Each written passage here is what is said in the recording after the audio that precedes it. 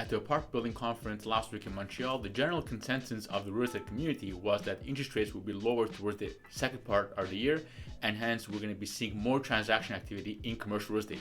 Is that a correct consensus or is this incorrect? We'll be assessing this in this current video. If this is your first time on my channel, hi everyone, my name is Mikhail Kirkjian. I'm a commercial real estate broker in the Quebec and Ontario markets, and I focus quite extensively in the Montreal market. And what we do in our business is sell apart buildings, and our focus is always on interest rates because interest rates really have a major impact on our industry and of course on our business. Let's look at what's going on with interest rates in Canada.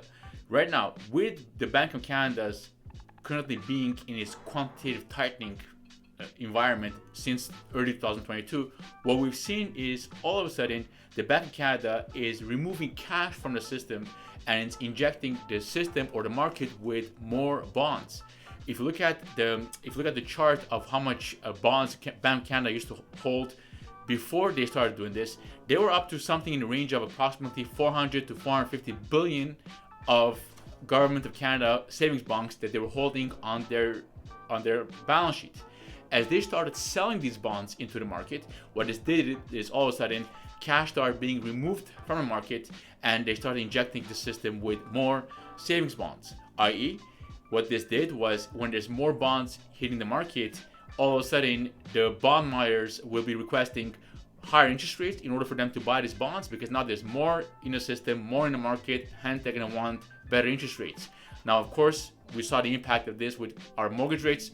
As we observe what happened with mortgage rates, if you look at the 5-year bonds, the 5-year bonds went from being in a range of 1.5% all the way up to 4.5%. Obviously, we saw the mortgages follow that suite as well. Mortgage rates went up to as high as 5.5%.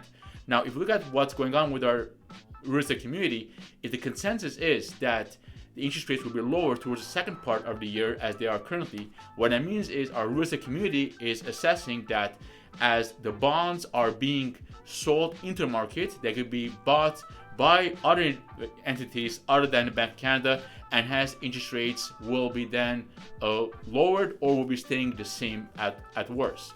Now, if you look at this, since none of us really has a crystal ball to figure out if this is accurate or not, our interest rates are going to stay the same way as they are now. Is the market going to be able to really take all this new bond supply that the Bank of Canada has been selling into the market with their quantitative tightening program? As real estate investors, we have to really focus on the part that we have control.